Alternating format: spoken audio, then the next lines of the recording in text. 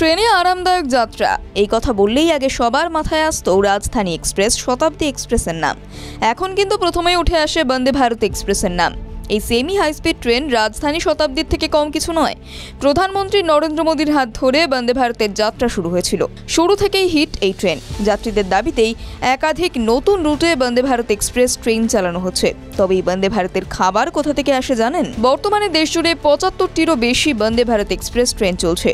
বন্দে ভারতে সফর করলে গরম গরম খাবার পাওয়া যায় নির্দিষ্ট সময়ে। তবে জানলে অবাক হবেন, বন্দে ভারত এক্সপ্রেসে কোনো প্যান্ট্রি কার থাকে না। ট্রেনটি 3টি কনফিগারেশন, 8 কোচ, 16 কোচ এবং 20 কোচের হয়। তাহলে এত যাত্রীর খাবার আসে কোথা থেকে? আসলে বন্দে ভারত এক্সপ্রেসের বেশ কিছু কোচে থাকে মিনি প্যান্ট্রি, যা গোটা ট্রেনেই খাবার সরবরাহ করে। মিনি প্যান্ট্রি হলো ছোট সার্ভিস এরিয়া, যেখানে হট কেস, বোতল কুলার, ডিপ ফ্রিজার এবং হট ওয়াটার বয়লার থাকে। খাবার, চা, কফি এবং স্ন্যাক্স গরম পরিবেশন করার জন্য এগুলো ব্যবহার করা হয়। আইআরসিটিসির কিচেনেই খাবার তৈরি হয়। সেই খাবার নির্দিষ্ট স্টেশন থেকে ট্রেনে তোলা হয়। খাবার তৈরি এবং পরিবেশনের মধ্যে যেহেতু সময়ের ফারাক থাকে, তাই মিনি প্যান্ট্রিতে খাবার গরম করে তা যাত্রীদের পরিবেশন করা হয়। টিভি9 বাংলা ডিজিটাল।